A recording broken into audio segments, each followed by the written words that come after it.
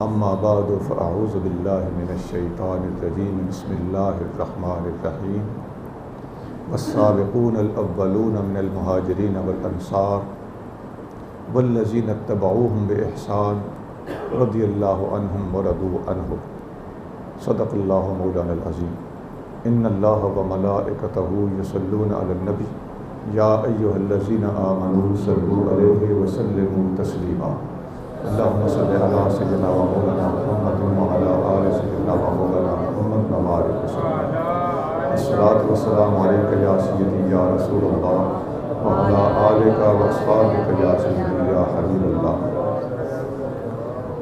محترم و مکرم واجب الاحترام حضرت علامہ حافظ محمد شفیق صاحب تبسم، دیگر علماء اکرام، بزرگوں، بھائیوں، عزیزوں، اللہ کریم مجھے اور آپ کو حضور محبوب نبی کریم رؤوف الرحیم صلی اللہ علیہ وآلہ وسلم کی سچی غلامی، محبت اور اتباع کی توفیق عطا فرمائے. اللہ تعالی ہم سب کا خاتمہ ایمان پر کرے. جس طرح حضرت قبلہ نے آپ کے سامنے آج کا موضوع پہلے ہی اناؤنس کر دیا ہے، اسی موضوع کی مناسبت سے فقیر نے آپ کے سامنے قرآن شریف میں سے سورۃ توبہ کی آیت نمبر 100 تلاوت کی ہے. اس آیت کا ترجمہ اس طرح ہے، اللہ کریم ارشاد فرما رہا ہے: سبقت لے جانے والے مہاجر اور انصار، آگے نکل جانے والے مہاجرین اور انصار، اور وہ لوگ جو ان کی پیروی کریں گے، مہاجروں کی اور انصار کی پیروی کرنے والے، ان سب رضی اللہ عنہ، ان سب سے اللہ راضی ہوا، ورضوا عنہ، اور یہ اللہ سے راضی ہوئے. تو جن سے اللہ راضی ہوا اور جو اللہ سے راضی ہوئے وہ طبقے قرآن کی اس آیت میں 3 ہیں. نمبر 1 مہاجر جو مکہ سے مدینہ ہجرت کر کے گئے تھے. نمبر 2 انصار جو مدینہ شریف میں رہتے تھے اور ہجرت کر کے آنے والوں کا انہوں نے استقبال کیا، ان کی نصرت کی اور انصار کہلائے. تیسرا طبقہ وہ ہے جو ان کی پیروی کرے گا، مہاجرین اور انصار کی اتباع کرے گا. والذین اتبعوہم باحسان، اچھے طریقے سے جنہوں نے ان کی اتباع کی، ان سے اللہ راضی اور وہ اللہ سے راضی. اب پہلی بات تو یہ ہے کہ نبی کریم رؤوف الرحیم صلی اللہ علیہ وآلہ وسلم نے اپنے تمام صحابہ کو علم سکھایا. جب آقا سکھا رہے تھے نا، آگے ہم نے کس سے لینا ہے وہ بات بعد میں آئے گی. آقا صلی اللہ علیہ وآلہ وسلم نے کس کس کو دیا ہے، پھر وہ آگے دینے کے قابل ہوں گے نا. پہلے آقا سے تو لے لیں. حبیب کریم صلی اللہ علیہ وآلہ وسلم کے بارے میں اللہ تعالیٰ قرآن شریف میں فرماتا ہے: هو الذی بعث فی الامیین رسولا منہم، اللہ وہ ہے جس نے امیوں میں اپنا شان والا رسول بھیجا. یتلو علیہم آیاتہ، وہ ان کے سامنے اللہ کی آیتیں پڑھتا ہے. ویزکیہم، انہیں پاک کرتا ہے. ویعلمہم الکتاب والحکمہ، میرا نبی ان سب لوگوں کو کتاب بھی پڑھاتا ہے، حکمت بھی پڑھاتا ہے. تو سب لوگوں کو، تمام صحابہ کرام کو، تمام اہل بیت اطہار کو، جن کی طرف نبی کریم صلی اللہ علیہ وآلہ وسلم نبی بنا کر بھیجے گئے، ان میں سے ہر فرد کو نبی کریم صلی اللہ علیہ وآلہ وسلم نے کتاب سکھائی ہے، حکمت سکھائی ہے. ذرا سادہ لفظوں میں بول دوں، علم ظاہر بھی عطا کیا ہے، علم باطن بھی عطا کیا ہے. سبحان اللہ. حکمت سے مراد میں علم باطل ہے. اس پر ہمارے پاس شواہد دلائل موجود ہیں. بیضاوی میں یہی لکھا ہے، بحر المحیط میں یہی لکھا ہے. حبیب کریم صلی اللہ علیہ وسلم نے اول تا آخر تمام مہاجرین، تمام انصار، تمام اہل بیت اطہار، سب کو بلا تفریق علم سکھایا ہے. اگر کہا جائے کہ ایک ہستی کو سکھایا باقیوں کو نہیں سکھایا تو اس آیت کا انکار لازم آئے گا۔ میں نے کتابوں میں پڑھا ہے، علماء نے لکھا ہے کہ یہ کہنا کہ حضور صلی اللہ علیہ وسلم نے سب کو علم نہیں دیا، ایک ہستی کو دیا اور باقی کو کہہ دیا کہ ان سے سیکھ لو، ایسا جملہ کہنا اس آیت کا انکار کرنے کی وجہ سے کفر ہے۔ مضبوط بات ہے یہ وہ رسمی جملہ نہیں ہے کہ جس پر غصہ آیا اس کو کچھ نہ کچھ کہہ دیا، نہیں، صحیح بات ہے۔ قرآن کی اس آیت کا انکار لازم آئے گا، اور اس طرح کی آیتیں قرآن میں جگہ جگہ ہیں۔ اب جو میں نے خطبے میں آیت پڑھی تھی، جب آقا صلی اللہ علیہ وآلہ وسلم نے سب کو سکھایا، آگے قرآن کہتا ہے کہ مہاجرین اور انصار کی پیروی کرنے والے لوگ، اب مہاجرین اور انصار میڈیا ہیں آقا کے اور امت کے درمیان۔ حضور کریم صلی اللہ علیہ وآلہ وسلم نے جب سب کو سکھایا تو سب نے سیکھ کر آگے ہم تک پہنچایا۔ والذین اتبعوہم بإحسان، ہم سب پر لازم ہے کہ مہاجرین اور انصار کی احسان کے ساتھ، احسن طریقے کے ساتھ اتباع کریں، حضور کا دیا ہوا دین ہم ان سے حاصل کریں، یہ ہماری ڈیوٹی۔ امت کا استاد بنا دیا ہے۔ اب سٹیپ وار آگے چلتے جائیے۔ حبیب کریم صلی اللہ علیہ وآلہ وسلم نے اپنے صحابہ کرام، جن میں مہاجرین اور انصار سب شامل، اور اپنے اہل بیت اطہار، جن میں مرد اور خواتین سب شامل ہیں، میں یہ سارے لفظ سوچ سوچ کے بول رہا ہوں، ماشاءاللہ، اپنے صحابہ کرام جن میں مہاجرین اور انصار سب شامل ہیں، اور اپنے اہل بیت اطہار جن میں مرد اور خواتین سب شامل ہیں، ان سب کو علم دیا، یعلمہم الکتاب والحکمہ کے تحت۔ اب ان میں سے ہر ایک نے آگے ڈیوٹی سر انجام دی، اس کی کئی مثالیں میں آپ کے سامنے رکھتا ہوں۔ نبی کریم رؤوف الرحیم صلی اللہ علیہ وآلہ وسلم نے مدینہ شریف میں ہجرت کر کے آنے سے پہلے، بھائی ہجرت والوں کی اپنی اپنی شان ٹھاٹھ ہے، ہجرت کے وقت کوئی تو حضور کے بستر پہ سویا، سیدنا علی المرتضیٰ رضی اللہ تعالیٰ، یہ وکری ٹھاٹھ ہے۔ سبحان اللہ۔ کوئی نبی کریم صلی اللہ علیہ وآلہ وسلم کے خود ساتھ سفر کر کے گیا، یہ اس سے وکری شان ہے۔ فاروق اعظم نے تلوار نکالی اور حرم میں جا کے کافروں کی ٹولیاں بیٹھی ہوئی تھی، ایک ایک ٹولی کے پاس جا کے کہنے لگے میں ہجرت کر کے جانے لگا ہوں، جس نے اپنی بیوی بیوہ کروانی ہے، بچے یتیم کروانے ہیں، میرے پیچھے آ جائے۔ یہ وکری شان ہے۔ ایک صحابی حضرت مصعب بن عمیر رضی اللہ تعالی عنہ، ان کو نبی کریم صلی اللہ علیہ وآلہ وسلم نے اپنے سے بھی پہلے، اچھا بھائی جو حضور سے بھی پہلے ہجرت کر کے چلا گیا اس کی بکری ٹھاٹھ ہے کہ نہیں؟ حضور صلی اللہ علیہ وسلم نے خود ڈیٹیل کیا، ڈیوٹی لگائی کہ آپ پہلے چلے جاؤ۔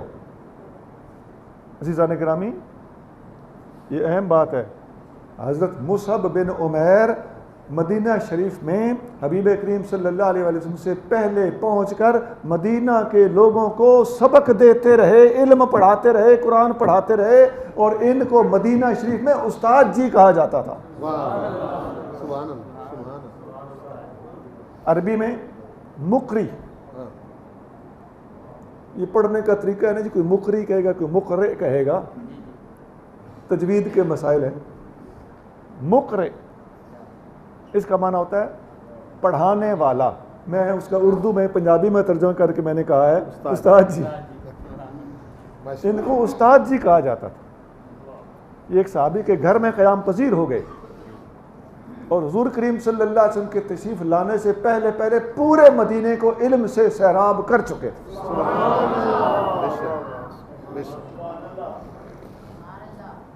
علم حضور کا ہی تھا، لیکن ذریعہ مصعب بن عمیر بنے، یہ وکری ٹھاٹھ ہے کہ نہیں؟ آقا صلی اللہ علیہ وسلم کے یہ صحابی مصعب بن عمیر مقرئ ہیں، استاد جی ہیں، تمام مدینہ والوں کے استاد ہیں، انہوں نے بھی حضور صلی اللہ علیہ وسلم سے علم حاصل کیا اور مدینہ والوں کو علم کی دولت سے مالا مال کیا۔ علم کس کس سے اور کیسے حاصل کیا گیا، اب اس کی بات شروع ہو چکی۔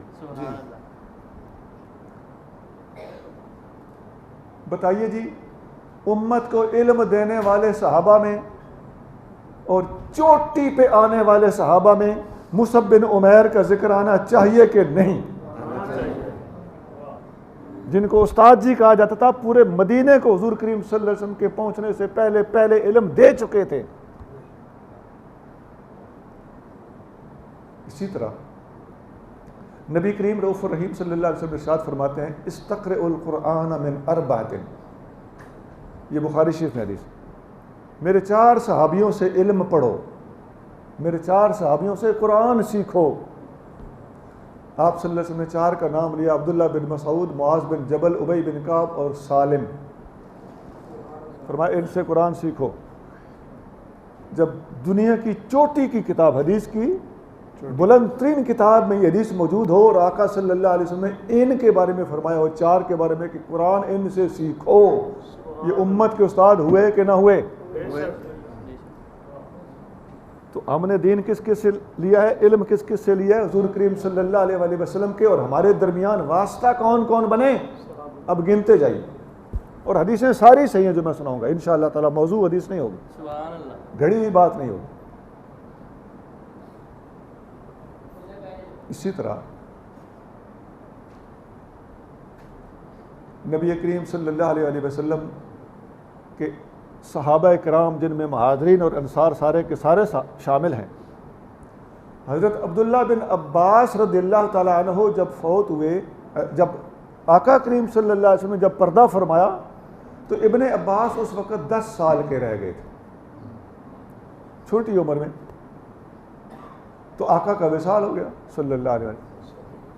حضرت عبداللہ بن عباس نے کتابوں میں آتا ہے کہ نبی کریم صلی اللہ علیہ وسلم سے ایک قول کے مطابق صرف 4 حدیثیں روایت کی ہیں ڈائریکٹ، اور خود وہ ہزاروں حدیثوں کے راوی ہیں لیکن ڈائریکٹ نہیں، دوسرے صحابہ سے حاصل کر کے، صحابی سے روایت کر کے حضور کی حدیث بتاتا ہے، اور کثیر الروایت صحابہ میں ان کا شمار ہوتا ہے۔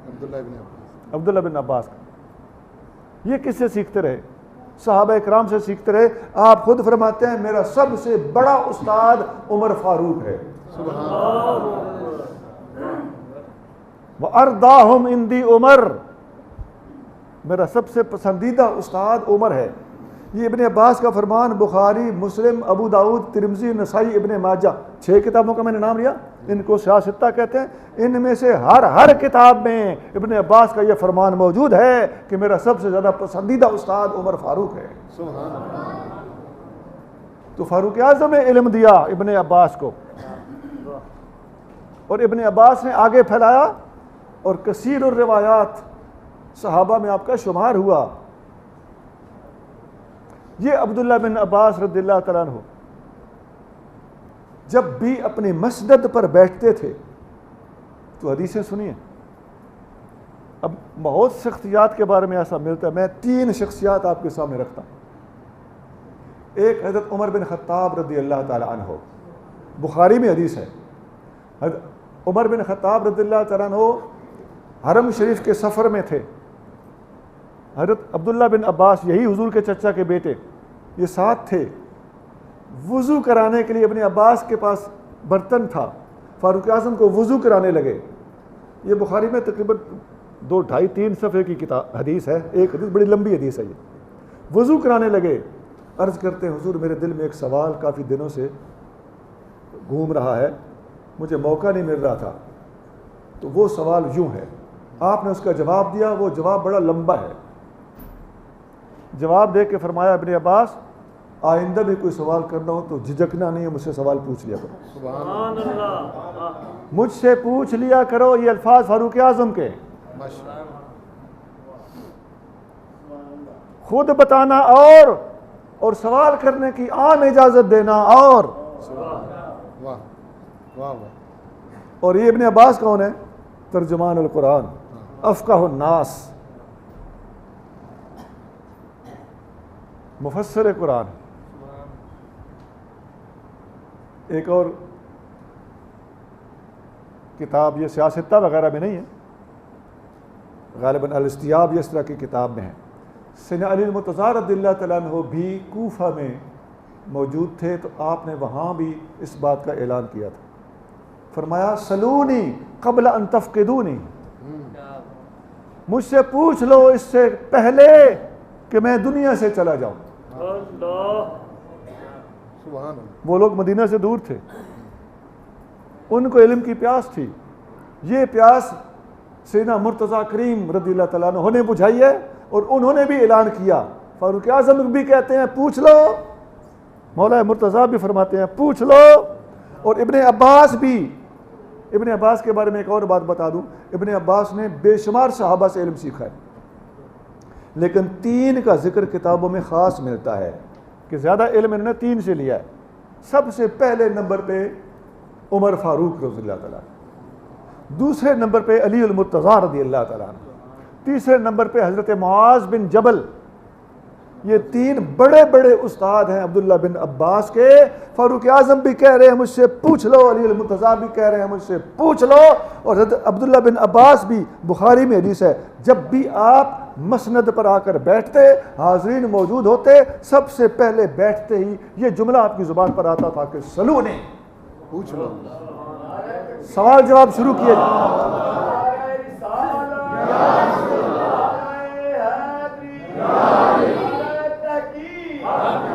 سوال جواب شروع کیے جائیں۔ یہ آپ کے ذہن میں ہے نا کہ ہم نے یا امت نے نبی کریم صلی اللہ علیہ وسلم کا علم کس سے حاصل کیا، ہم تک کیسے ٹرانسفر ہوا۔ عبداللہ بن عباس رضی اللہ عنہ فرماتے ہیں میں نے ایک ایک مسئلہ 30 صحابہ سے جا کے پوچھا۔ آپ انصاری صحابہ کے دروازے پہ جا کے بیٹھ جاتے تھے ایک ایک حدیث کے لیے، اور دروازہ نہیں کھٹکھٹاتے تھے کہ بے ادبی نہ ہو جائے۔ استاد سے علم سیکھنا ہو تو بوئے نہیں کھڑکاتے،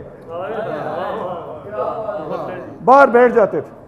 آپ فرماتے ہیں میں جب دیکھتا کہ دیر ہو گئی ہے، صحابی نکلنے میں اپنی مرضی سے نکلیں گے تو پوچھوں گا، باہر نہیں بلاؤں گا۔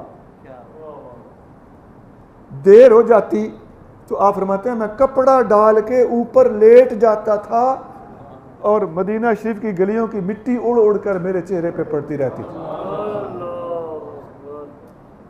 پھر جب وہ صحابی باہر نکلتے اپنے کسی کام سے، تو مجھے دروازے پہ دیکھ کر کہتے، الفاظ دیکھیں ان کا ادب دیکھیں، وہ کہتے تھے اے رسول اللہ صلی اللہ علیہ وسلم کے چچا کے بیٹے، آپ نے ہمیں بے ادب کیا، مجھے پیغام بھیجا ہوتا میں آپ کے گھر آ جاتا۔ تو ابن عباس فرماتے ہیں میں ان کو عرض کرتا کذالک امرنا ان نتعلم العلم، ہمیں علم حاصل کرنے کا یہی ادب سکھایا گیا ہے کہ استاد کے دروازے پہ بھی جانا ہے، اس کا دروازہ بھی نہیں بجانا۔ یوں علم آگے پھیلایا گیا۔ اب عمومی طور پر ایک اہل بیت اطہار ہیں، ایک دیگر صحابہ کرام ہیں، اور اہل بیت اطہار میں غور سے سن رہے ہیں، اہل بیت اطہار میں بھی اندر ایک ازواج مطہرات ہیں، ایک ازواج مطہرات کے علاوہ باقی اہل بیت ہیں جو نبی کریم صلی اللہ علیہ وآلہ وسلم کے خونی اہل بیت، خونی رشتے میں، خونی رشتے کی وجہ سے اہل بیت ہیں، اور تیسرے اہل بیت وہ بھی ہیں جو گھر مبارک کے اندر ہی ہوتے تھے، صرف اعزازی نہیں ہے۔ حضرت سلمان فارسی بھی تو اعزازی ہے نا، لیکن وہ گھر کے اندر نہیں رہتے تھے، نہیں، گھر کے اندر رہنے والے اعزازی بھی ہیں۔ حضرت زید بن حارثہ یہ حضور کے گھر کے اندر ہوتے تھے، ان کو ایک وقت تھا کہ زید بن محمد کہا جاتا تھا، پھر قرآن نے منع کیا ادعوہم لآبائہم، پھر زید بن حارثہ کہے جانے لگے۔ ان کے بیٹے حضرت اسامہ بن زید یہ بھی گھر کے اندر ہوتے تھے، کاشانہ اقدس کے اندر رہتے تھے۔ نبی کریم صلی اللہ علیہ وآلہ وسلم سے پوچھا گیا آپ کو آپ کے اہل بیت میں سب سے زیادہ پیارا کون ہے؟ حضرت علی المرتضیٰ، عباس بن عبد المطلب حضور کے سگے چچا، ان دونوں ہستیوں نے پوچھا رضی اللہ عنہما۔ جامع ترمذی میں حدیث ہے 3819 حدیث نمبر ہے اور صحیح حدیث ہے۔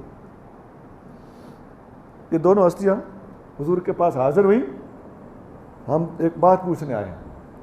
کیا بات ہے؟ عرض کیا حضور ہم پوچھنا چاہتے ہیں آپ کے اہل بیت میں سب سے زیادہ پیارا کون ہے؟ فرمایا فاطمہ بنت محمد۔ عرض کیا حضور ہم ان اہل بیت کی بات نہیں کر رہے، غور کرو، ہم ان اہل بیت کی بات نہیں کر رہے۔ میں نے حدیث کا نمبر تک بتا دیا آپ کو، ترمذی۔ کیا پتہ چلا؟ پتہ چلتا ہے اہل بیت کی قسمیں ہیں، ہے نا؟ آپ نے کہا اچھا دوسرے اہل بیت کی بات کرتے ہو تو ان میں مجھے سب سے زیادہ پیارا اسامہ بن زید ہے۔ میں بات یہ بتانا چاہتا ہوں، سبحان اللہ، اسامہ بن زید کو اہل بیت قرار دیا اور اہل بیت میں ایک خاص قسم کے اہل بیت میں سب سے زیادہ پیارا قرار دیا۔ سنا یہ اہل علم حضرات ضرور حدیث پڑھنے ایک دفعہ جا کے، میں ساری نہیں سنا رہا۔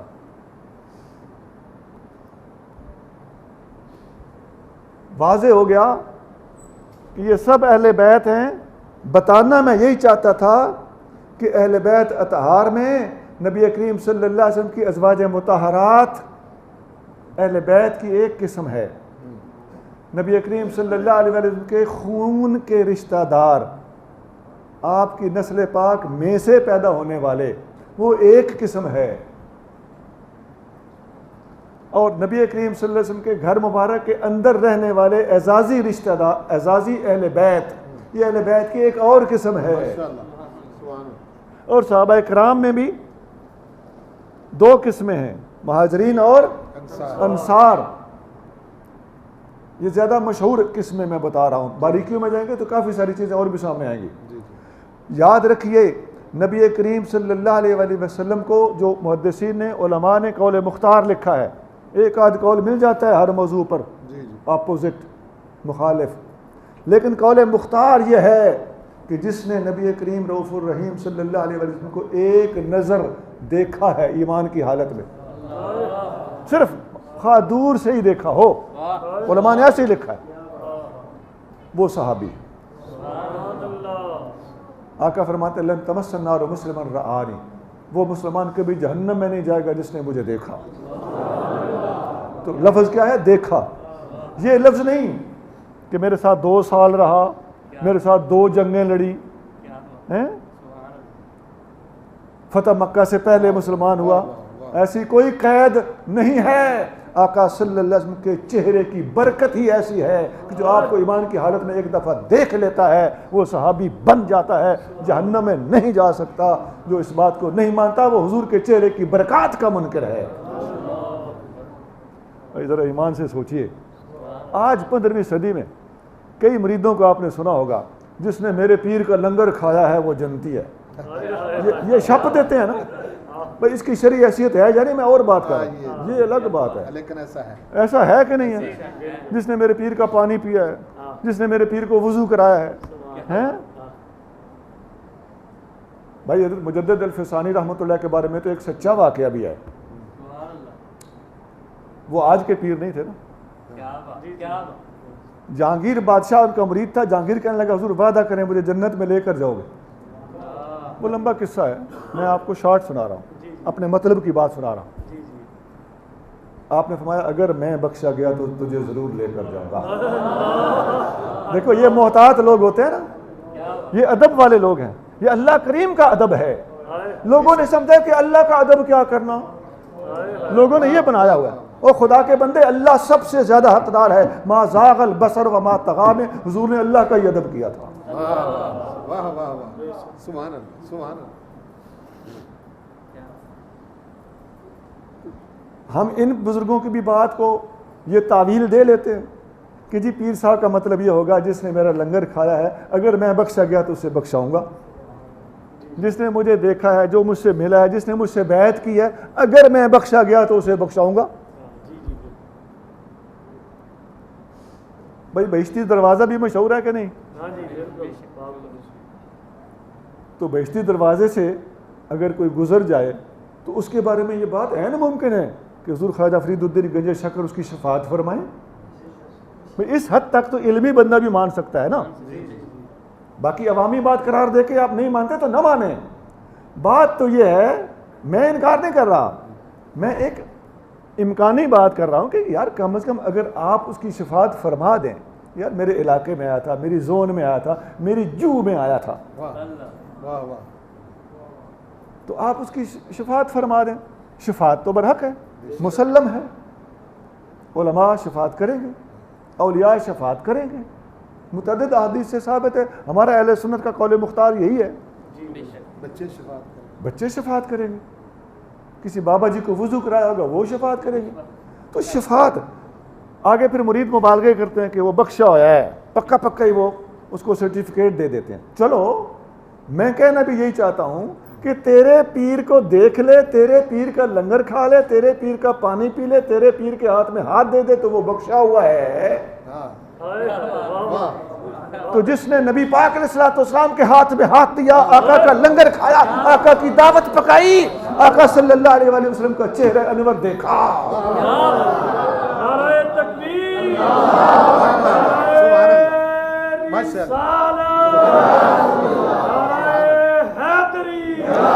عظمت و شان مصطفیٰ۔ تو یہ انہوں نے پیمانے گھڑنا شروع کر دیے ہیں، صحابہ کو صحابیت سے نکالنے کی غلط نیت کے ساتھ کہ جی وہ فلاں وقت کے بعد والے صحابی نہیں ہیں، اتنا عرصہ ساتھ نہ رہنے والے صحابی نہیں ہیں، یہ کام کرے تو صحابی ہوگا۔ بھائی نہیں، حضور فرما رہے ہیں جو مجھے دیکھ لے گا جہنم اس پر حرام ہے، تو پتہ چل گیا کہ صرف دیکھ لینے سے ہی صحابیت ثابت ہو جاتی ہے، ایک نظر دیکھ لینے سے۔ اور اس میں بڑا نقطہ کیا ہے کہ یہ برکت چہرہ مصطفیٰ کی ہے، اور جو اس پر قیود، پابندیاں اور اپنے نفس کی خواہش کے ساتھ ان چیزوں کو محدود کرنا چاہتا ہے اس کو ہوش کر لینا چاہیے، وہ مصطفیٰ کریم صلی اللہ علیہ وآلہ وسلم کی شان، مقام، کمالات کا انکار کر رہا ہے، اور اپنے آج کر کے لوگوں کو بھی حضور سے وہ اوپر سمجھتا ہے، معاذ اللہ۔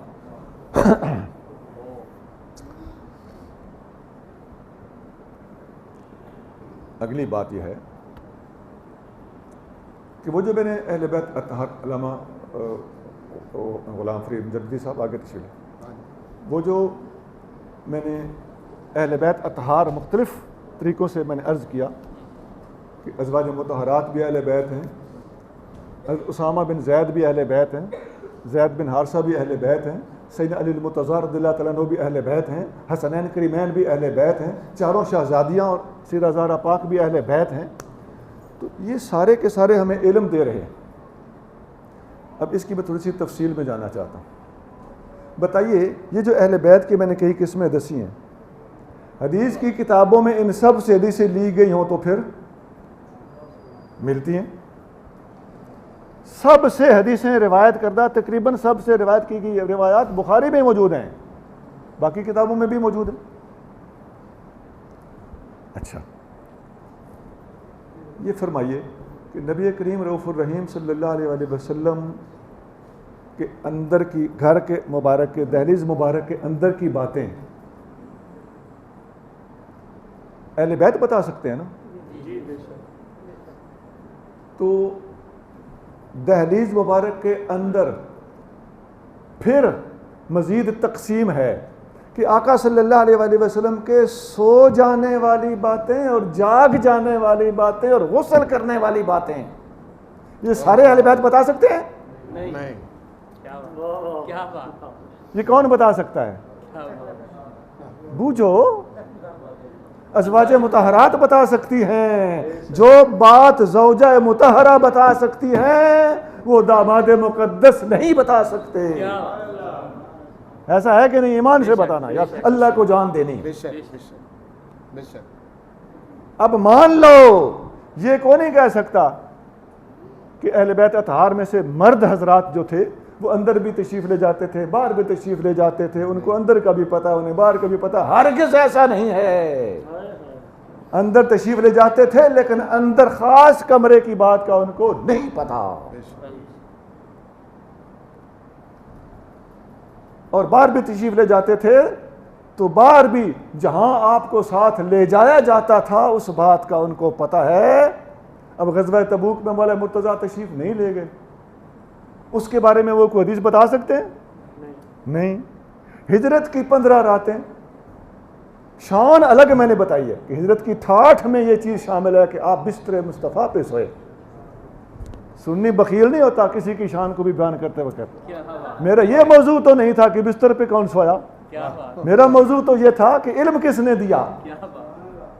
میں نے یہ بات بیچ میں لگا دی. کیوں؟ اس لیے کہ الحمدللہ اللہ تعالیٰ نے ہمیں تمام صحابہ اور تمام اہل بیت کے بارے میں کھلا سینہ عطا فرمایا. لیکن جو جس کا حصہ بنتا ہے وہ اسی سے حاصل کیا جائے گا. جو بات زوجہ مطہرہ بتا سکتی ہیں وہ زوجہ مطہرہ کے علاوہ اس دنیا کا کوئی بندہ نہیں بتا سکتا. نہ کوئی مرد بتا سکتا ہے نہ کوئی خاتون بتا سکتی.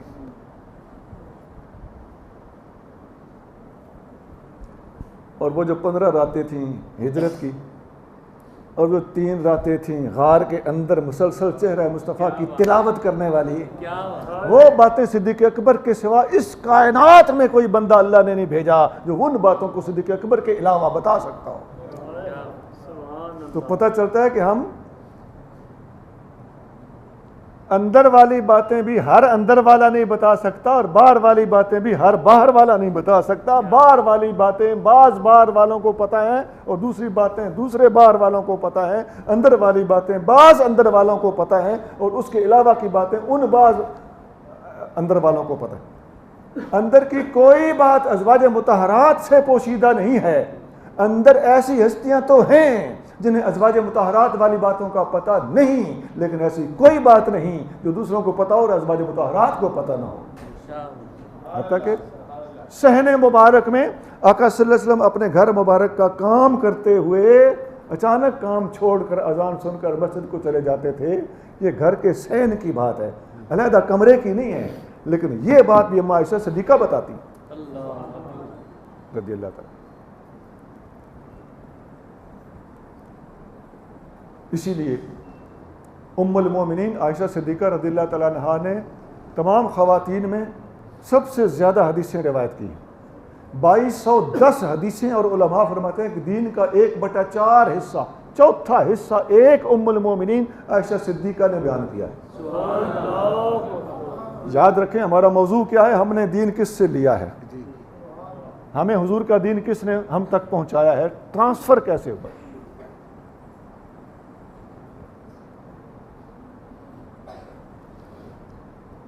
ایک اور بات بھی ہے، ان سب ہستیوں نے ہمیں دین دیا، ہم تک دین پہنچایا. آپ نے دیکھا ہوگا کہ آقا کریم صلی اللہ علیہ وآلہ وسلم کے بعد بعض ہستیاں تھوڑا عرصہ اس دنیا میں رہی ہیں، تو جتنا کسی کو موقع ملا ہے دین ہم تک پہنچانے کا اتنا زیادہ انہوں نے ہمیں دین سکھایا ہے. حبیب کریم صلی اللہ علیہ وآلہ وسلم کے بعد بہت جلدی وصال فرمانے والی ہستی کا نام سیدہ زہرا پاک ہے رضی اللہ تعالیٰ عنہا. بعض کتابوں میں 3 مہینے اور زیادہ کتابوں میں 6 مہینے آپ دنیا میں رہی ہیں حضور کریم صلی اللہ علیہ وسلم کے بعد. تو 6 مہینہ کا عرصہ تھوڑا سا عرصہ ہے نا، تو تھوڑے سے عرصے میں آپ سے تھوڑی سی حدیثیں لینے کا ہمیں موقع ملا. سوال اٹھتا ہے نا کہ آپ سے روایات کم کیوں لی گئی ہیں. سونا لی تو گئی ہیں نا، ایک بات. نمبر 2 تھوڑی کیوں لی گئی ہیں؟ اس لیے کہ اللہ کریم نے آپ کو دنیا میں موقع تھوڑا عطا فرمایا ہے. آپ کی عمر مبارک اتنی کم تھی کہ آپ 6 مہینے کے بعد حضور کے 6 مہینے بعد وصال فرما گئی. بھائی یہ بات پڑھے لکھے بندوں کو صحیح سمجھ آ رہی ہے کہ نہیں؟ جی مجھے کسی ایسے اکھڑ سے غرض نہیں ہے، میں تو سمجھدار آدمی سے بات کر رہا ہوں. اور مثالیں دیکھیے، صحابہ کرام میں سب سے کم حدیثیں روایت کرنے والے صحابہ میں صدیق اکبر کا بھی شمار ہوتا ہے. کیوں؟ اس لیے کہ انہیں بھی تھوڑا وقت ملا، وہ تقریباً 2 سال کے بعد دنیا سے چلے گئے۔ یہ بس 180 کے لگ بھگ ایسے کچھ حدیثیں ان سے روایت کی گئی، تھوڑی سی حدیثیں روایت کی۔ پتہ چل گیا کہ اہل اسلام بالکل معتدل ہیں، کسی سے حدیثیں کم لینے کی وجہ ان سے محبت میں کمی نہیں ہے، بلکہ جیسا جیسا کسی کو ٹائم ملتا رہا اسی حساب سے ان سے دین سیکھا گیا۔ سب کے لیے دلوں میں جگہ ایک جیسی تھی۔ اب حضرت عثمان غنی، حضرت فاروق اعظم سے جو حدیثیں لی گئی ہیں وہ صدیق اکبر سے زیادہ ہیں۔ کیوں؟ اس لیے کہ وہ ان سے زیادہ دنیا میں رہے۔ اور اس سے بڑی بات، ان تینوں خلفائے راشدین کی نسبت ان تینوں سے زیادہ حدیثیں حضرت علی المرتضیٰ سے لی گئی ہیں۔ کیوں؟ اس لیے کہ ان کو ان سے بھی زیادہ دنیا میں رہنے کا موقع ملا۔ یہاں آ کے بات اور کھل گئی کہ مسلمان الحمدللہ اوپن ہارٹڈ ہے، کھلے دل کا مالک ہے، اس کی نظر ان چھوٹی چھوٹی تنگ نظریوں پہ نہیں ہے کہ صحابہ کرام کے بارے میں بدگمانیاں کر کے اور اہل سنت کے بارے میں، اہل اسلام کے بارے میں بدگمانیاں کر کے ان کو پھنسانے کی کوشش کی جائے۔ یہ اللہ اور اللہ کے رسول کے سامنے جواب دہ ہونے کی نیت کے ساتھ اور ارادے کے ساتھ اور صدق دل کے ساتھ ہر صاحب۔ ایک مسند احمد میں 1300 سے زیادہ حدیثیں حضرت علی المرتضیٰ سے روایت کی گئی۔ آپ بڑے آرام سے کھول سکتے ہیں جا کے مسند علی بن ابی طالب، تو اس میں 1300 سے اوپر حدیث اب گن سکتے ہیں۔ چاروں خلفائے راشدین میں حدیثوں کے سب سے بڑے راوی کا نام کیا نکلا؟ سیدنا علی المرتضیٰ رضی اللہ۔ اب پتہ چل گیا کہ سنی تو بڑا معتدل ہے، بالکل نیت میں اللہ کریم جل شانہ نے اپنے فضل کے ساتھ صفائی رکھی ہے۔ اب اس سوال کا جواب بھی آ جائے گا اسی میں، کسی پوچھا جاتا ہے جی کیا حضرت علی المرتضیٰ سے زیادہ علم تھا حضرت ابو ہریرہ کے پاس؟ نہیں جناب، یہ پڑھا لکھا سوال نہیں ہے، سر غور کیجئے۔ حضرت ابو ہریرہ حضرت علی المرتضیٰ سے بھی زیادہ اس دنیا میں رہے ہیں۔ وہ 59 ہجری میں حضور کریم صلی اللہ علیہ وسلم سے 50 سال بعد اس دنیا سے گئے، ان کو موقع زیادہ ملا ہے۔ تو پھر تم نے حضرت ابو ہریرہ سے ان کا مقابلہ کیوں کیا ہے؟ ہم تو ان کا مقابلہ خلفائے راشدین سے کرتے ہیں، اور خلفائے راشدین میں ان کی نسبت، خلفائے راشدین کی نسبت مولا مرتضیٰ کی حدیثیں زیادہ ہیں، اور حضرت ابو ہریرہ کی ان سے بھی زیادہ ہیں۔ اب دونوں مسئلوں کا حل ہو گیا کہ خلفائے راشدین سے زیادہ ہونے کی وجہ سے ان کو کوئی خلفائے راشدین کو کم نہ سمجھنا شروع کر دے، اور حضرت ابو ہریرہ سے زیادہ اللہ کا کام ہے نا، حضرت ابو ہریرہ سے زیادہ منقول کروا دیں تاکہ دوسرے پہلو کا کہ یہ کہیں خلفائے ثلاثہ کی شان کو کم نہ سمجھ بیٹھیں۔ دوسری طرف اللہ نے ابو ہریرہ کو رکھا ہوا تھا کہ ادھر غلط فہمی پڑے تو ادھر دیکھ لو، رزلٹ اچھی طرح سامنے آ جائے گا کہ جتنا کسی کو موقع ملا اتنا وہ تبلیغ کرتا رہا۔ حضرت ابو ہریرہ کا معاملہ تھوڑا سا جدا بھی ہے۔ انہوں نے نبی پاک علیہ السلام سے عرض کیا تھا یا رسول اللہ مجھے حافظہ چاہیے، آپ نے معجزے کے طور پر ان کو حافظہ عطا فرمایا۔ یہ بخاری وغیرہ میں حدیث آپ سنتے رہتے ہیں یہ حدیث۔ میں شارٹ کرنا چاہتا ہوں، جب لوگوں نے ایک بات سنی ہو تو میں دوبارہ نہیں سناتا کہ وقت بچ جائے، میں اس کی جگہ کوئی نئی بات عرض کر سکتا۔ یہ فیکٹر بھی ہے، یہ وجہ بھی ہے۔ ایک بات اور بھی ہے، یہ جتنے صحابہ اور اہل بیت اطہار میں نے آپ کو بتائے، ان میں نے ترتیب بتائی کہ جتنا وقت ملا اتنی وہ تبلیغ کرتے رہے۔ اس میں حضرت ام المومنین عائشہ صدیقہ رضی اللہ تعالیٰ عنہ، ان کو بھی بہت زیادہ مہلت ملی، ان سے بھی حدیثیں زیادہ لی گئی نا۔ اب کوئی کہتا ہے جی کہ سیدہ زہرا پاک سے ان کے پاس علم زیادہ تھا، بس زیادہ تھا یعنی یہ بحث الگ ہے، اس کا بھی ہمارے پاس جواب ہے، کیونکہ ان کے پاس وہ معلومات تھیں جو شہزادی کے پاس نہیں ہو سکتی، بیٹی کے پاس نہیں ہو سکتی، ہو ہی نہیں سکتی، علماء خود بول گئے۔ لیکن انہیں موقع بھی زیادہ ملا ہے، ازواج مطہرات میں سب سے کم عمر یہی رہ گئی تھی اور سب سے زیادہ موقع انہی کو حضور کریم صلی اللہ علیہ وسلم کے بعد دین کی تبلیغ کا بحیثیت زوجہ مطہرہ آقا کی انہی کو ملا ہے. اللہ نے ان سے کام لینا تھا, لیا. اچھا, اب تھوڑا سا باقی صحابہ اکرام کی طرف بھی چلتے ہیں. نبی کریم رؤوف الرحیم صلی اللہ علیہ وسلم جب دنیا سے تشریف لے جانے لگے تو اس وقت آپ نے کچھ وصیتیں بھی فرمائیں. خود آقا کی زبان مبارک سے وصیتیں سن لو. آقا صلی اللہ علیہ وسلم فرماتے ہیں ترکت فیکم الامرین, میں تم میں دو چیزیں چھوڑ کے جا رہا ہوں, کتاب اللہ و سنت نبی, یہی ایک اللہ کی کتاب اور ایک اللہ کے نبی کی سنت. اب یہ کتاب اور سنت ہم نے لینا کس سے ہے؟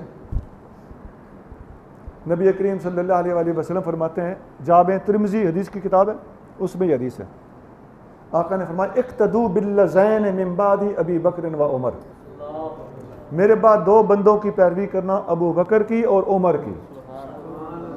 اب پتہ چل گیا ہم نے دین حضور سے صلی اللہ علیہ وسلم سے دین ہم تک کیسے شفٹ ہوا. آقا نے نام لے کر فرمایا ایک ابو بکر ہے, دوسرا عمر ہے, میں یہ دو بندے تم میں چھوڑ کے جا رہا ہوں. ابھی میں نے تھوڑی دیر پہلے ایک حدیث پڑھی تھی کہ استقر القرآن من اربع, چار بندوں سے قرآن سیکھو, عبداللہ بن مسعود, معاذ بن جبل, ابی بن کعب اور سالم. یہ بھی حضور نے بندے چھوڑے ہیں جن سے آپ نے قرآن سیکھنا ہے. ایک حدیث میں آتا ہے علیکم بسنتی بسنت الخلفاء الراشدین المہدیین, میرے بعد تم نے میری سنت پہ چلنا ہے اور میرے خلفاء راشدین کی سنت پہ چلنا ہے. اب نوٹ کرتے جائیں ہم نے دین کس کس سے حاصل کرنا ہے, کس کس سے حاصل ہوا ہے. ایک اور حدیث میں آتا ہے ترکت فیکم الثقلین, میں تم میں دو بھاری چیزیں چھوڑ کے جا رہا ہوں, کتاب اللہ و اطرتی اہل بیتی, ایک اللہ کی کتاب ہے, دوسرے میرے اہل بیت ہیں. اب ساری باتیں کلیکٹیولی مجموعی طور پر آ رہی ہیں کہ نہیں آ رہی؟ بھئی نہ ہم صحابہ سے گریز کر رہے ہیں, نہ ہم اہل بیت سے گریز کر رہے ہیں. خرابی وہاں ہوتی ہے جب کوئی صحابہ کو چھوڑ کے اہل بیت کرتا ہے, یا کوئی اہل بیت کو چھوڑ کے صحابہ کرتا ہے. صحیح مسلمان اور غلام مصطفیٰ وہ ہے جو صحابہ اور اہل بیت سے اکٹھا علم حاصل کرتا ہے, اور یہ سارے فرمان ہائے مصطفیٰ اس کے سامنے ہوتے ہیں. آقا خود فرما رہے ہیں, ابو بکر عمر کا نام آقا نے لیا, خلفاء راشدین کا ذکر آقا نے فرمایا, کتاب و سنت آقا نے بتائی, اور تمام اہل بیت کا ذکر خیر اور اپنی اطرت کا ذکر خیر آقا نے خود فرمایا.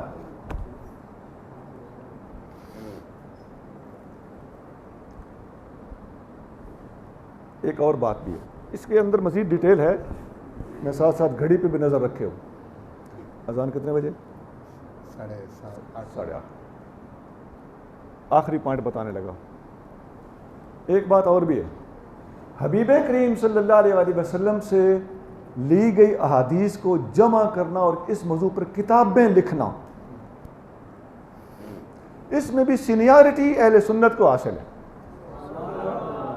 پہلا نمبر الحمدللہ ہمارا ہے. اس دنیا میں سب سے پہلا حدیث کا ذخیرہ موطا امام مالک اور موطا امام محمد ہے, اور یہ تقریباً 150 ہجری تک مکمل ہو چکی تھیں, 150 میں. اچھا, ان موطئین کے علاوہ امام ابو یوسف کی کتاب الآثار اور امام محمد کی بھی کتاب الآثار, اور بعض چھاپوں پر امام محمد کا نہیں امام ابو حنیفہ کا نام لکھا ہوتا ہے.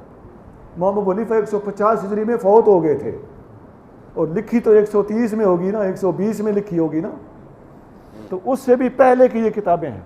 یہ ساری کی ساری کتابیں اس وقت مارکیٹ میں موجود ہیں, میرے پاس بھی موجود ہیں. یہ نہ سمجھنا کہ یہ نایاب کتابوں کا نام لے رہا ہے.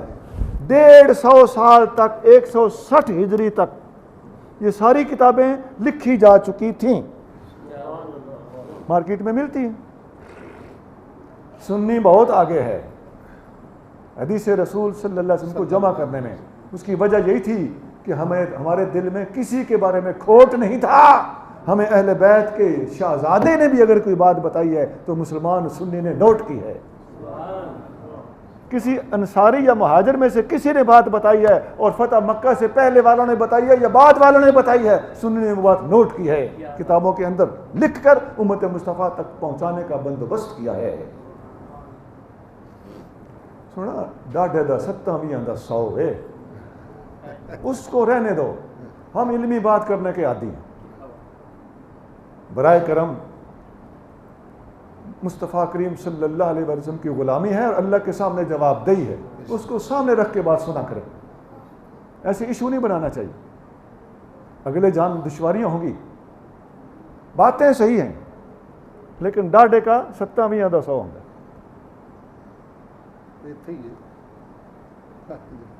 جی ہاں اتھے ہی ہے, اگے نہیں, اگے 100 دا ہی 100 ہے, 50 دا 100 ہے.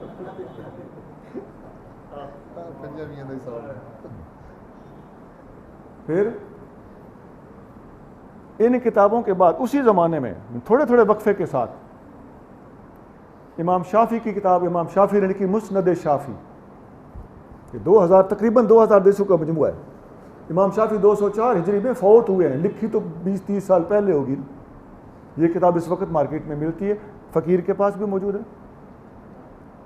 امام شافعی کے شاگرد ہیں امام احمد بن حنبل, ان کی تقریباً 27,000 سے زیادہ حدیثوں کی کتاب 30 جلدوں میں ملتی ہے, مسند احمد, اور یہ فوت ہوئے ہیں 242 ہجری میں.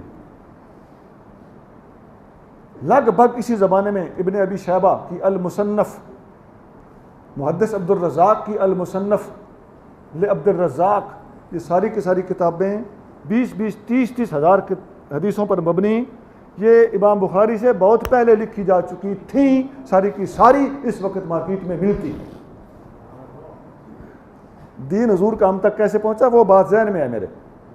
ان کے بعد شاہ ستہ کا نمبر آتا ہے, ابھی میں شارٹ کر گیا ہوں. ان کے بعد شاہ ستہ کا نمبر ہے, اور شاہ ستہ میں چوٹی پہ جو بخاری شریف آتی ہے, امام بخاری 252, 54 یا 56 ہجری میں فوت ہوئے. پھر امام مسلم ان کے ہم عصر بھی ہیں, ان کے استاد بھائی بھی ہیں. اسی تیسری صدی میں تقریباً یہ ساری کی ساری کتابیں مکمل ہو چکی تھیں. اہل سنت کے علاوہ ایک طبقہ ہمارے دوستوں کا ایسا بھی ہے جن کی ہم سیاستہ کہتے ہیں, ان کی کتب اربع ہوتی ہیں, اور وہ ساری کی ساری کتابیں اللہ کی عظمت کی قسم ہماری تیسری صدی میں لکھی گئی, ان کی چوتھی صدی میں شروع ہوئی. اب کہتے ہیں جی دین کس سے لینا ہے. اچھا میں آپ کو وہ بھی بتا دیتا ہوں,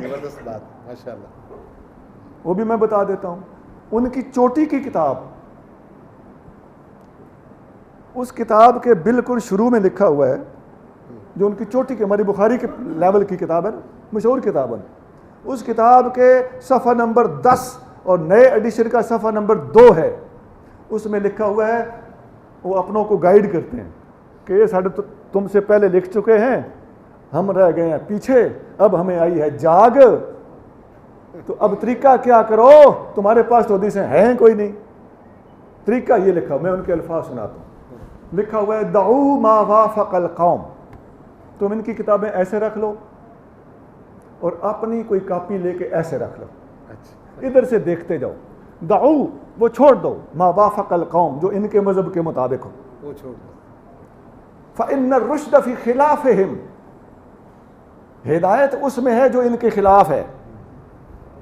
اب سمجھ آ گئی کہ ہمارے سے بعد والی صدی میں جو کتابیں لکھی گئیں وہ ہماری کتابیں دیکھ دیکھ کے لکھی گئیں. سونا زمانہ بھی بتا رہا ہے کہ ہم پہلے ہیں, اور یہ تمہاری بات بھی بتا رہی ہے کہ ہم پہلے ہیں.